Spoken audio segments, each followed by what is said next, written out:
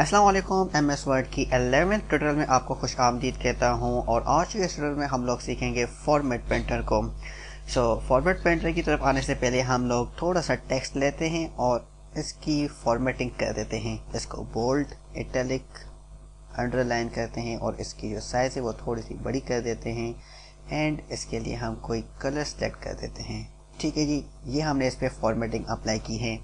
اب for example یہ جو ہم نے فارمیٹنگ اس پہ اپلائی کی ہے، بولڈ، ایٹیلک، انڈر لائن، اس کی سائز 16 رکھی ہے اور پھر کلر سلیکٹ کیا ہے، یہ سیم فارمیٹنگ آپ کو 30 اور یا 40 جگہوں پہ اپلائی کرنی ہے اپنے ڈاکیومنٹ میں۔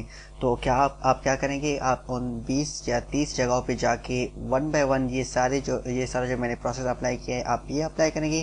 اگر آپ اسے اپلائی کریں گے تو آپ کو لوگ نان ٹیکنیکل کہیں گے۔ سو ہم کیا کریں گے، سمپلی اپنے ٹیکسٹ کو سلیکٹ کریں گے جس کو ہم نے فارمیٹ کیا ہے۔ اب آپ پورا ٹیکسٹ سلیکٹ کریں یا آپ اس ٹیکسٹ کا پہلا لیٹر ہی لے لیں، مطلب کہ اس ٹیکسٹ کا کوئی نہ کوئی حصہ لے کے آپ سمپلی فارمیٹ پینٹر پہ کلک کریں۔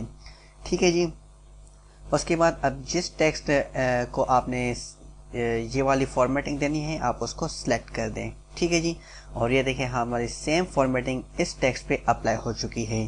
لیکن اگر مجھے دوسری جگہوں پہ اپلائی کرنی ہے تو یہ دیکھیں یہ میرا جو ایفیکٹ ہے وہ دوسری جگہوں پہ نہیں آ رہا۔ تو میں کیا کروں گا، آپ سمپلی اس ٹیکسٹ کو سلیکٹ کریں جس کی فارمیٹنگ آپ کو دوسری جگہوں پہ اپلائی کرنی ہے، اور پھر آپ فارمیٹ پینٹر پہ ڈبل کلک کریں۔ سنگل کلک کریں گے تو صرف آپ ایک جگہ پہ کر سکیں گے، لیکن اگر آپ ڈبل کلک کریں گے فارمیٹ پینٹر پہ، ٹھیک ہے جی، جیسے ابھی میں نے فارمیٹ پینٹر پہ ڈبل کلک کیا، اب آپ کو جہاں پہ یہ فارمیٹ چاہیے آپ سمپلی ان کو سلیکٹ کرتے جائیں۔ ٹھیک ہے جی، یہ دیکھیں